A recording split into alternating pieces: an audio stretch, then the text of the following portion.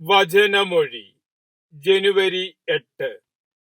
വചനഭാഗം 1 കോരിന്തോസ് 6:15-20, യോഹന്നാന്റെ സുവിശേഷം 2:13-17.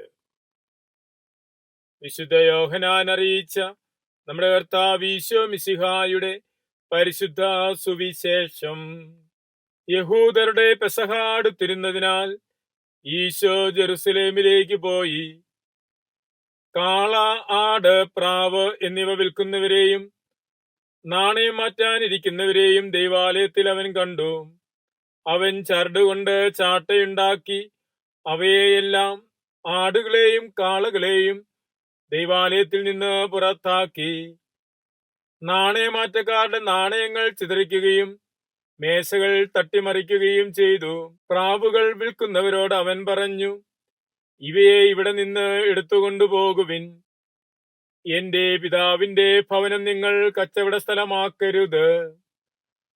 അവിടുത്തെ ഭവനത്തെ കുറിച്ചുള്ള തീഷ്ണത എന്നെ വിഴുങ്ങിക്കളയും എന്നെഴുതപ്പെട്ടിരിക്കുന്നത് അപ്പോൾ അവന്റെ ശിഷ്യന്മാർ അനുസ്മരിച്ചു.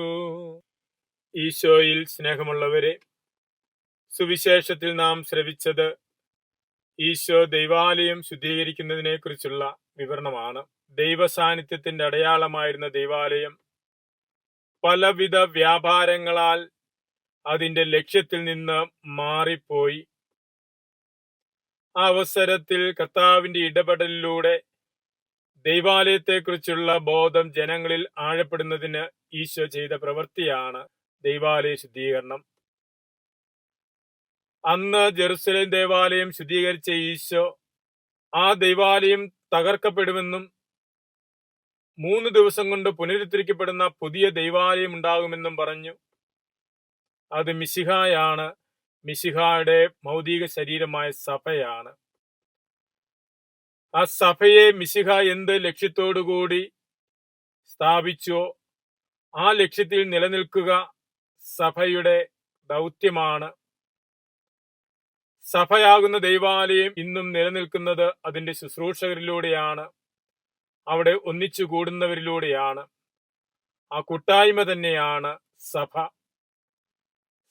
സഭ എന്ത് ലക്ഷ്യത്തോടുകൂടി സ്ഥാപിതമായോ അതിൽ നിന്നും മാറി പലവിധ വ്യാപാരങ്ങളിലേക്ക് മുഴുകുകയാണ് എങ്കിൽ ഇന്നും കർത്താവിന്റെ ശുദ്ധീകരണം സഭയ്ക്ക് ആവശ്യമുണ്ട്.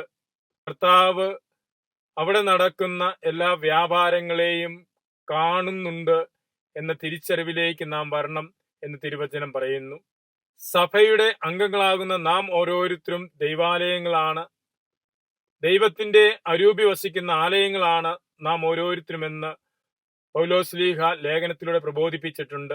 ദൈവത്തിന്റെ ആലയമാകുന്ന നമ്മുടെ ശരീരത്തെ, നമ്മുടെ ജീവിതത്തെ വിശുദ്ധിയോടെയും ദൈവഹിതമല്ലാത്ത വ്യാപാരങ്ങളിൽ നിന്ന് മാറ്റി ശുദ്ധീകരിക്കുവാൻ, ദൈവഹിതത്തിന് സ്വയം വിട്ടു നൽകുവാൻ, ദൈവഹിതം നിറവേറ്റുന്ന ദൈവാലയങ്ങളായി വർത്തിക്കുവാൻ നമുക്ക് സാധിക്കണം എന്നും തിരുവചനം നമ്മെ ഓർമ്മപ്പെടുത്തുന്നു.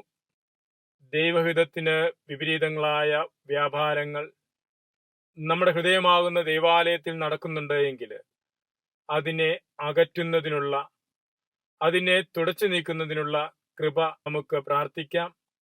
മിശിഹ നമ്മെ അനുഗ്രഹിക്കട്ടെ. ആമേൻ.